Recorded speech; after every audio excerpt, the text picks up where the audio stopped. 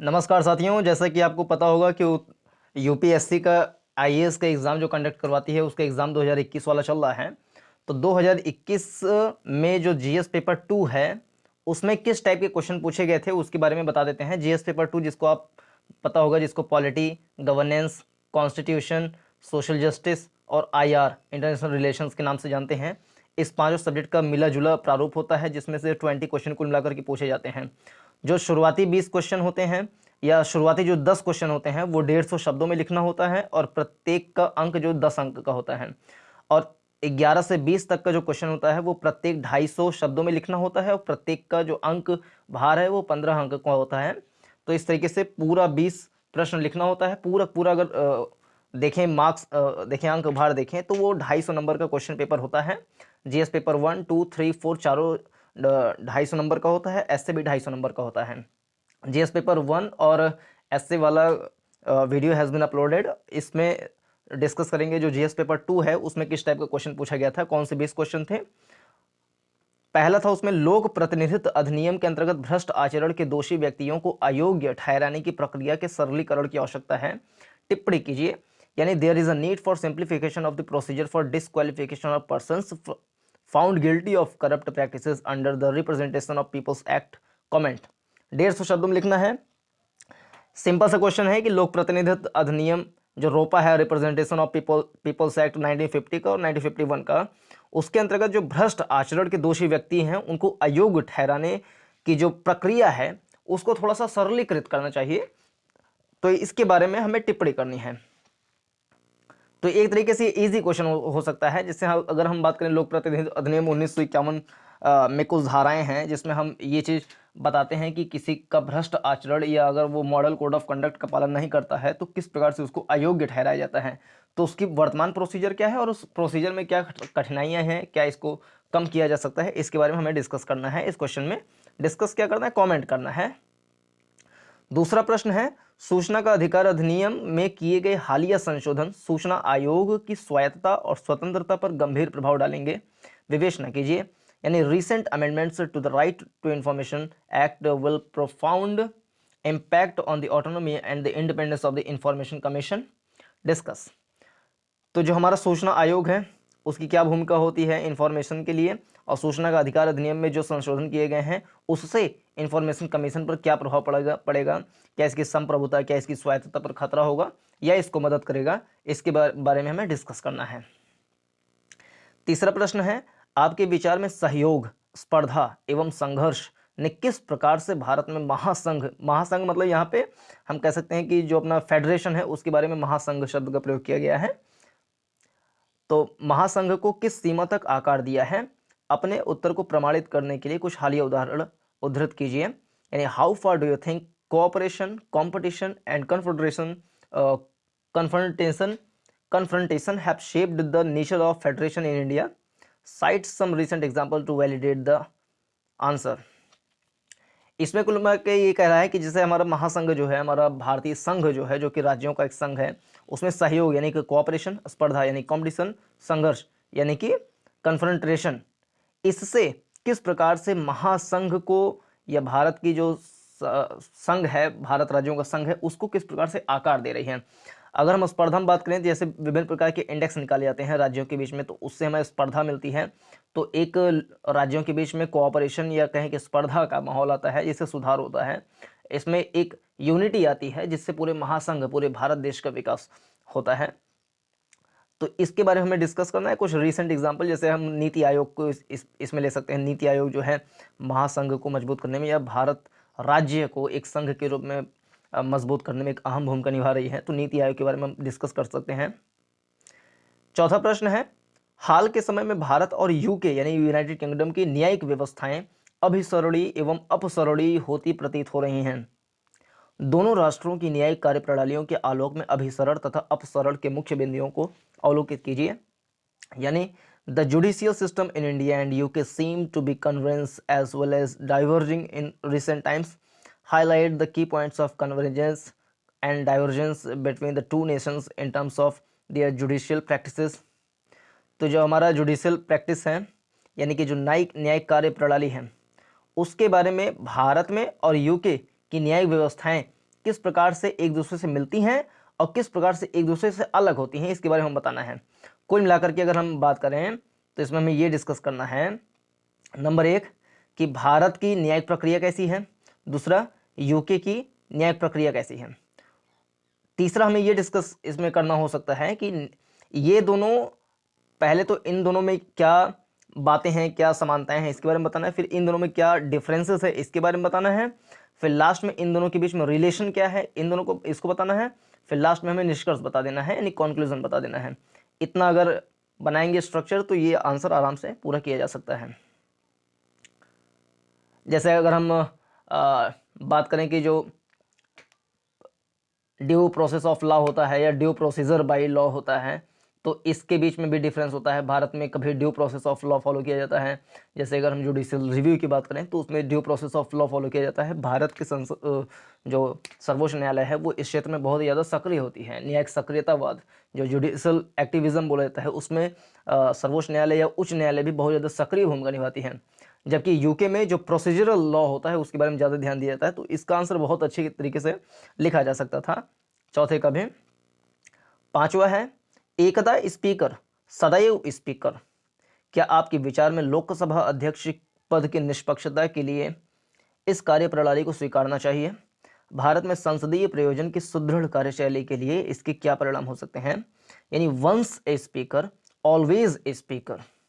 Do you think this practice should be adopted to impart objectively to the office of the Speaker of Lok Sabha? What could be its implications for the robust functioning for parliamentary business in India? कुल मिलाकर के जो हमारी speaker है, जो वहाँ पे लोकसभा के जो अध्यक्ष होते हैं, उनकी कार्यप्रणाली में कई बार निष्पक्षताएं या कभी कभी जो होता है कि पार्टिजिज्म की भावना आती है, पार्टीवाद की भावना आती है। तो स्पीकर के सम्मुख क्या क्या चुनौतियां उत्पन्न होती हैं? एक तो उसके पद से संबंधित क्या चुनौतियां होती हैं, एक वो पार्टी से होता है, इसके लिए क्या चुनौतियां होती हैं, एक लोकसभा के जो सांसद हैं और जो स्पीकर हैं उनके बीच में क्या समस्याएं होती हैं। तो ये प्रश्न हालिया अगर 2020 की बात करें तो बहुत ही ज़्यादा चर्चे में भी रहा था। और स्पीकर का पद, राज्यपाल का पद, ये सब चर्चे में रहता ही है, तो इसके ऊपर प्रश्न बनना स्वाभाविक भी है। छठा, सामाजिक विकास की संभावनाओं को बढ़ाने के क्रम में विशेषकर जरा चिकित्सा एवं मातृ स्वास्थ्य देखभाल के क्षेत्र में सुदृढ़ और पर्याप्त स्वास्थ्य देखभाल संबंधी नीतियों की आवश्यकता है। विवेचना कीजिए। In order to enhance the prospects of social development, sound and adequate health care policies are needed, particularly in the field of geriatric and maternal health care. Discuss. तो ये क्वेश्चन हम कह सकते हैं जो सोशल जस्टिस वाला topic है उससे ये क्वेश्चन है कि इसमें कुल मिलाकर के हेल्थ के बारे में बात करना है। हेल्थ में भी मुख्य रूप से जो महिलाओं की हेल्थ है, जो वीमेन हेल्थ है, उसके बारे में हमें डिस्कस करना है। और इसके अलावा जो जरा करके जो रोग है, जरा चिकित्सा है, उसके बारे में बात करनी है, इसको जेरिएट्रिक इसमें शब्द का प्रयोग किया गया है। तो इसको किस प्रकार से बढ़ाया जा सकता है, तो उसकी क्या नीतियाँ हो सकती हैं, इसके बारे में हमें बताना है। सातवां, आर्थिक प्रदर्शन के लिए संस्थागत गुणवत्ता एक निर्णायक चालक है। इस संदर्भ में लोकतंत्र को सुदृढ़ करने के लिए सिविल सेवा में सुधारों के सुझाव दीजिए। तो सिविल सेवा में जो सुधार संबंधी बात कही गई है, ये एक तरीके से हम कहें तो जीएस पेपर 4 में भी इस टॉपिक को इंक्लूड किया जाता है कि सिविल सेवा में क्या सुधार किया जा सकता है। और 2020 में प्रधानमंत्री नरेंद्र मोदी जी ने भी इस क्षेत्र में, सिविल सेवा के क्षेत्र में सुधार करने हेतु कुछ कदम भी उठाए थे, जो कि बहुत ही महत्वपूर्ण कदम थे। तो आर्थिक प्रदर्शन के संस्थागत गुणवत्ता एक निर्णायक चालक है। इस संदर्भ में हमें बताना है इस क्वेश्चन को कि आर्थिक प्रदर्शन के लिए संस्थागत गुणवत्ता एक निर्णायक चालक हो सकता है। इस संदर्भ में लोकतंत्र में, सिविल सेवा में क्या सुधार हो सकता है, यानी institutional quality is a crucial driver of economic performance. In this context suggest reform in civil service for strengthening democracy. तो इसका भी आंसर दिया जा सकता था। आठवां प्रश्न है, चौथी औद्योगिक क्रांति यानी डिजिटल क्रांति के प्रादुर्भाव ने ई गवर्नेंस को सरकार का अविभाज्य अंग बनाने में पहल की है। विवेचन कीजिए। यानी the emergence of fourth industrial revolution means digital revolution has initiated e governance as an integral part of government. Discuss. यानी कुल मिलाकर के जो हमारा ई गवर्नेंस है उसमें किस तरीके से हमारी डिजिटल क्रांति जो है बहुत ज़्यादा सहयोगी हो रही है और ई गवर्नेंस के क्या लाभ हो सकते हैं, इसके बारे में हमें बताना है। जैसे अगर हम एग्जाम्पल के रूप में देखें तो 2015 में जब जनधन योजना लाया गया था तो बहुत सारे लोगों का आधार बनवाया गया था और बैंक से उनको लिंक कराया गया था, बैंक में बहुत सारे जनधन खाते खुलवाए गए थे। तो मोबाइल, आधार और जनधन खाते, इससे पूरी तरीके से तीनों चीज़ इंटरकनेक्टेड हो गए और ऐसा माना जाता है कि लगभग 2018 तक बात करें, 2015 से 2018 के बीच में जितने भी वित्तीय समावेशन किया गया है लोगों को, उससे करीब करीब 1.5 लाख करोड़ रुपए की सरकार को बचत हुई है, ऐसी बचत जो भ्रष्टाचार में चली जाती है। तो इस प्रकार से ई गवर्नेंस बहुत ही ज़्यादा उपयोगी सिद्ध हो रही है। ये बहुत ही ईजी क्वेश्चन है, बहुत ही इंटरेस्टिंग क्वेश्चन है, इसको टैकल किया जा सकता था।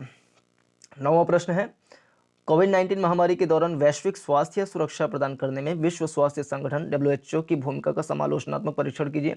और ये भी जो टॉपिक है ये भी बहुत ही ज़्यादा चर्चे में थी, क्योंकि जब कोविड-19 महामारी आया था तो उसमें जो विश्व स्वास्थ्य संगठन है डब्ल्यूएचओ, वो एक तरीके से प्रो चाइना ज़्यादा हो रहा था और हम कह लें कि और देशों के लिए बहुत ही ज़्यादा ये मुसीबत का भी सबब बना। तो ये डब्ल्यूएचओ की क्या भूमिका हो सकती है, तो इसके बारे में हमें समालोचनात्मक विवेचन करना है, यानी कि इसकी प्रॉस एंड कॉन्स बताना है, फिर जा करके लास्ट में एक दो लाइन में हम इसका क्या उपाय हो सकता है इसको बताना है और लास्ट में हम कंक्लूजन बता सकते हैं। यानी critically examine the role of WHO in providing global health security during the कोविड-19 पैंडेमिक। 10वां प्रश्न है, अमेरिका एवं यूरोपीय देशों की राजनीति और अर्थव्यवस्था में भारतीय प्रवासियों को एक निर्णायक भूमिका निभानी है, उदाहरणों सहित टिप्पणी कीजिए। यानी Indian diaspora has decisive role to play in the politics and economy of America and European countries, comment with examples. जैसा कि वर्तमान में देखें तो 2020 में ही अगर देखें तो राष्ट्रपति पद का चुनाव हुआ अमेरिका में और प्रधानमंत्री पद का चुनाव हुआ ब्रिटेन में, इंग्लैंड में, जहाँ पर बोरिस जॉनसन प्रधानमंत्री पद की शपथ लिए। फिर अमेरिका में राष्ट्रपति पद की शपथ सभी होना है, लगभग निर्णय हो चुका है। तो इन दोनों क्षेत्र में जो पॉलिटिक्स है और जो इकोनॉमिक्स है उसमें जो इंडियन डायस्पोरा है, जो भारतीय प्रवासी हैं, उनकी क्या भूमिका है।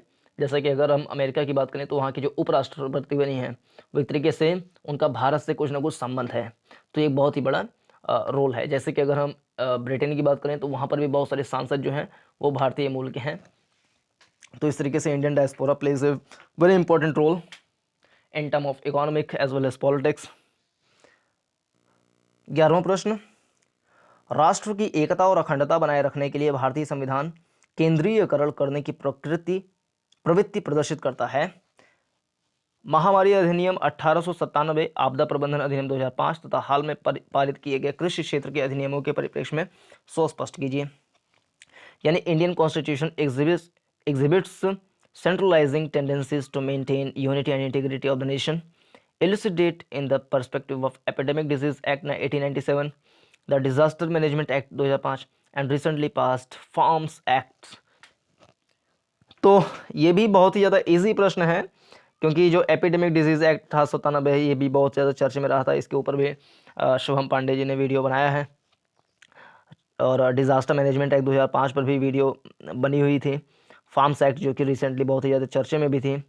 तो इन तीनों को देख करके या कुछ अन्य कानूनों को जैसे CAA को देख करके ऐसा टेंडेंसी दिखाई देता है जैसे कि सेंट्रल जो है, सेंट्रल गवर्नमेंट वो सारे पावर्स को जो है वो अपने पास ज़्यादा रखना चाहती है या अपने पावर को ज़्यादा बढ़ाना चाहती है इन terms of maintaining the integrity and unity of India. तो इस बारे में हमें एक तरीके से सुस्पष्ट करना है कि क्या ऐसी बात है, क्या ये कोई चाल है या कोई अफवाह है, इसके बारे में हमें सुस्पष्ट करना है। 12वां प्रश्न, न्यायिक विधायन भारतीय संविधान में परिकल्पित शक्ति पृथक्करण सिद्धांत का प्रतिपक्षी है। इस संदर्भ में कार्यपालक अधिकरणों को दिशा निर्देश देने की प्रार्थना करने संबंधी बड़ी संख्या में दायर होने वाली लोकहित याचिकाओं का न्याय औचित्य सिद्ध कीजिए। यानी judicial legislation is antithetical to the doctrine of separation of powers as envisaged in the Indian Constitution. In this context, justify the filing of large number of public interest petitions, praying for issuing guidelines to executive authorities। यानी न्यायिक विधायन जो है वो भारतीय संविधान में परिकल्पित शक्ति पृथक्करण सिद्धांत का प्रतिपक्षी है। प्रतिपक्षी मतलब एक तरीके से विपक्षी हम कह लें कि न्यायिक विधायन है वो शक्ति के पृथक्करण के सिद्धांत का उल्लंघन करती है, इस प्रकार की कुछ भाषा कहने का प्रयास कर रहा है। इस संदर्भ में जो कार्यपालिका है उसके जो अधिकरण हैं उनके जो बहुत सारे लिटिगेशंस जाते हैं उससे संबंधित जो लोक याचिकाएं हैं उनमें किस तरीके से कॉन्ट्रोडिक्शन होता है, किस प्रकार से एक दूसरे की शक्ति का उल्लंघन करने का प्रयास किया जाता है, चेक्स एंड बैलेंस नहीं हो पाते हैं, तो इसके बारे में जस्टिफाई करना है, उसका औचित्य क्या है इसको सिद्ध करना है हमें। ये मेनली सेपरेशन ऑफ पावर या शक्तियों के पृथक्करण के सिद्धांत से संबंधित प्रश्न है।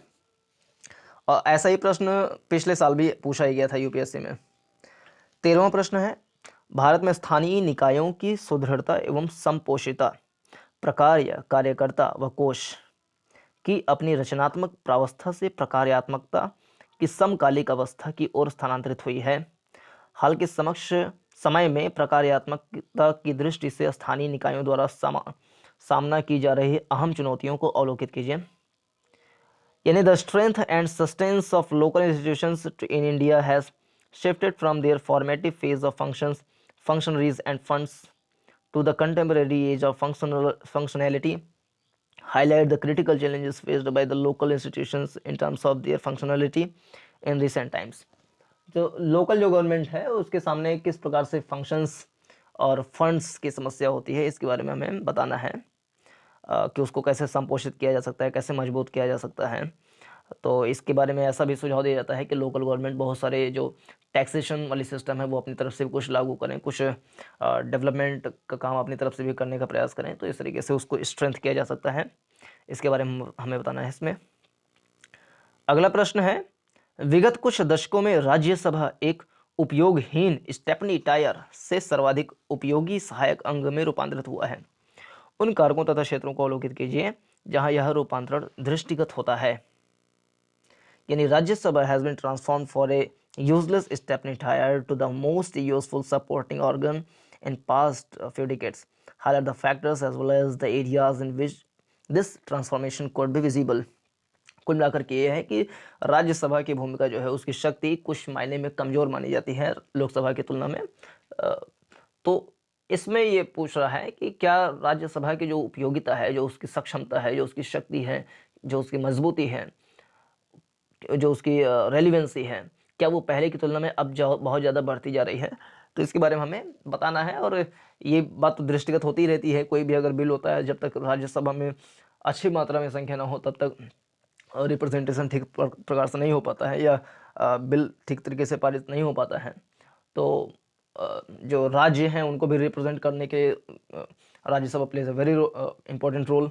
जब देश में किसी भी एक पार्टी का बहुमत ज़्यादा हो जाता है लोकसभा में, तो ऐसे में बहुत सारे जो विधानसभाएं हैं वो निर्णय करती हैं, अपने सांसदों को चुन करके राज्यसभा में भेजती हैं, तो वो कुछ अपने राज्यों का प्रतिनिधित्व कर पाते हैं। तो इसको बताना है कैसे उसकी जो उपयोगिता है वो बढ़ गई है। 15वां प्रश्न है, एक आयोग के संविधानीकरण के लिए कौन कौन से चरण आवश्यक हैं? क्या आपके विचार में राष्ट्रीय महिला आयोग को संवैधानिकता प्रदान करना भारत में लैंगिक न्याय एवं सशक्तिकरण अधिक सुनिश्चित करेगा? कारण बताइए। Which steps are required for constitutionalization of a commission? Do you think imparting constitutionality to the National Commission for Women would ensure greater gender justice and empowerment in India? Give reasons. तो ये जो महिला आयोग की बात इसमें कह रहा है राष्ट्रीय महिला आयोग, तो इसके बारे में क्वेश्चन पिछले साल भी पूछा गया था, इस बार भी पूछा गया है कि राष्ट्रीय महिला आयोग को एक संवैधानिक दर्जा दे देने से क्या इसकी उपयोगिता बहुत ज़्यादा बढ़ जाएगी, तो इसके बारे में हमें डिस्कस करना है। 16वां प्रश्न है, केवल आय पर आधारित गरीबी के निर्धारण में गरीबी का आयतन और तीव्रता अधिक महत्वपूर्ण है। केवल आय पर आधारित गरीबी के निर्धारण में गरीबी का आपतन और तीव्रता अधिक महत्वपूर्ण है। इस संदर्भ में संयुक्त राष्ट्र बहुआयामी गरीबी सूचकांक की नवीनतम रिपोर्ट का विश्लेषण कीजिए। यानी the incidence and intensity of poverty are more important in determining poverty based on income alone. In this context, analyze the latest United Nations Multidimensional Poverty Index report. तो ये भी एक इजी प्रश्न है, इसके बारे में बताना है कि क्या केवल आर्थिक दृष्टि से कोई मजबूत हो जाने से क्या उसके सोशली वेलफेयर हो पाता है, इसके बारे में डिस्कस करना था। ये भी आसान प्रश्न है, और जो इंडेक्स निकलता है, हर साल ही निकलता है बहुआयामी गरीबी सूचकांक का, उसके परिप्रेक्ष्य में इस बारे में हमें ज़्यादा अच्छे से डिस्कस करना है, एनालाइज करना है। 17वां है सूक्ष्म वित्त। सूक्ष्म वित्त एक गरीबी रोधी टीका है जो भारत में ग्रामीण दरिद्र की परिसंपत्ति निर्माण और आयु सुरक्षा के लिए लक्षित है। स्वयं सहायता समूहों की भूमिका का मूल्यांकन ग्रामीण भारत में महिलाओं के सशक्तिकरण के साथ साथ उपरोक्त दोहरे उद्देश्यों के लिए कीजिए। यानी micro finance as an anti poverty vaccine is aimed at assess creation and income security of the rural poor in India, evaluate the role of the self-help groups in achieving the twin and objectives, along with empowering women in rural India. 18वां, ये भी बहुत ज़्यादा question discuss में था, चर्चा में था। राष्ट्रीय शिक्षा नीति 2020 धारणीय विकास लक्ष्य 4 जो 2030 तक हमें प्राप्त करना है के साथ अनुरूपता में है। उसका ध्येय भारत में शिक्षा प्रणाली की पुनः संरचना और पुनः स्थापना है। इस कथन का समालोचनात्मक निरीक्षण कीजिए। यानी national education policy 2020 is in conformity with the sustainable development goal for that has to get by 2030. It intends to restructure and reorient education system in India. Critically examine the statement. 19वां प्रश्न है चतुर्भुजीय सुरक्षा संवाद यानी quad, बहुत ज़्यादा भी चर्चा में रहा था क्वाड, जो कि ऑस्ट्रेलिया, जापान, अमेरिका और इंडिया के बीच में क्वाड वाला चल रहा है हिंद महासागर में। तो क्वाड वर्तमान समय में स्वयं को सैनिक गठबंधन से एक व्यापारिक गुट में रूपांतरित कर रहा है, विवेचना कीजिए। ये भी बहुत आसान प्रश्न है, बहुत ही ज़्यादा चर्चा में था ये, इसको आराम से टैकल किया जा सकता है। यानी क्वाड्रिलेटरल सिक्योरिटी डायलॉग यानी Quad is transforming itself into a trade bloc from a military alliance in present times, discuss.